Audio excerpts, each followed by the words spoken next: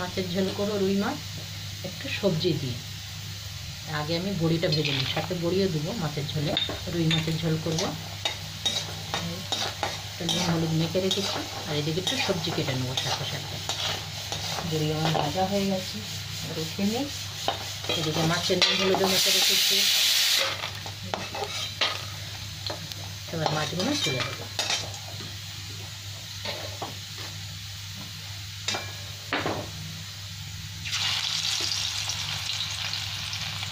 মাছগুলো ভেজে নেবো লাল লাল করে।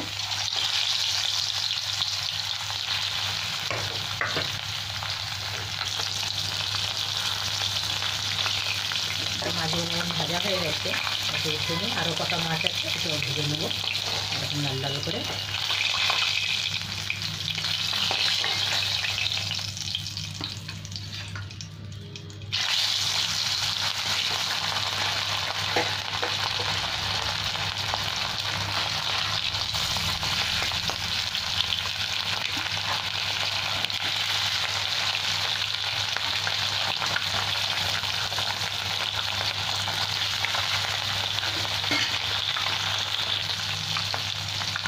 মাছগুলো আমার ভাজা হয়ে গেছে, উঠিয়ে নিচ্ছি।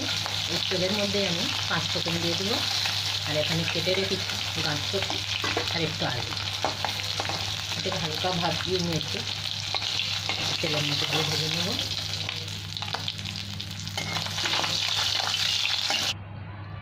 তেলের মধ্যেই একটু 5 ফোঁড়ন দিয়ে দিলাম। আর এখানে আলু আর গাঁটকপি কেটে রেখেছি, এটাও দিয়ে দেবো সাথে। একটু ভাজা হয়ে যাবে 5 ফোঁড়নটা।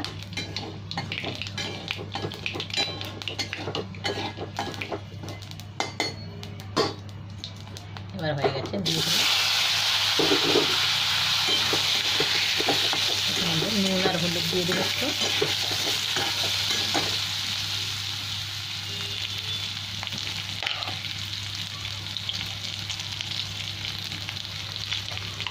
একটু নুন দিয়ে দেবো।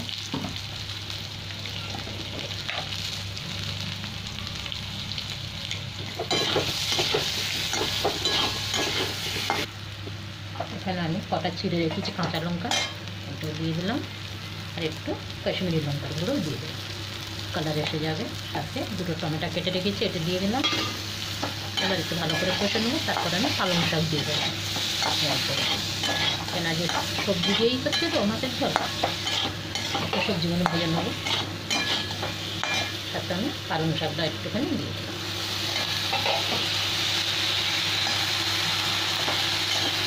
হালকা একটু ভেজে নিয়ে এদিকে গরম জল বসিয়ে দিয়েছি, গরম জলটা দিয়ে দেবো। এখানে খুব ভালো করে আমার কষা হয়ে গেছে সবজিগুলো, এই গরম জলটা দিয়ে দিলাম। ঝোলটা ফুটবে। আর এইদিকে আমি একটু মশলা করে নেবো, একটু রাঁধুনি আর একটু জিরে বেটে নেবো শিলে। হয়ে গেছে আমার এদিকে মশলাটা চাপানো ঝোল। একটু ফুটে গেলেই ভালো করে তারপর বড়ি আর মাছ দিয়ে দেবো তুলে। ঝোলটা আমার ফুটে গেছে, মাছগুলো দিয়ে দিলাম। সাথে বাটা মশলাটাও দিয়ে দেবো, শিলে বেটে রেখেছি। বড়িগুলো দিয়ে দিলাম।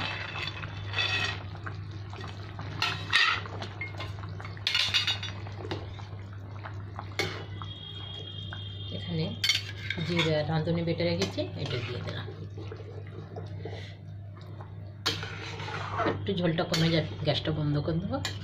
আমার রান্না প্রায় হয়ে এসছে। ডালটা সেদ্ধ হয়ে গেছে, গাঁটকপিও সেদ্ধ হয়ে গেছে, একটু বাকি আছে সেদ্ধ হতে। মাছের ঝোল হয়ে গেছে, এবার আমি গ্যাসটা বন্ধ করে দেবো। সব সেদ্ধ হয়ে গেছে, আলু গাঁটকপি নুন ঝালও সব ঠিক আছে। খুব সুন্দর একটা বেটে দিলে তরকারির একটা সেন্টই আলাদা। রাঁধুনি আর জিরে আরও ভালো সেন্ট। গ্যাসটা বন্ধ করলাম, রান্না শেষ।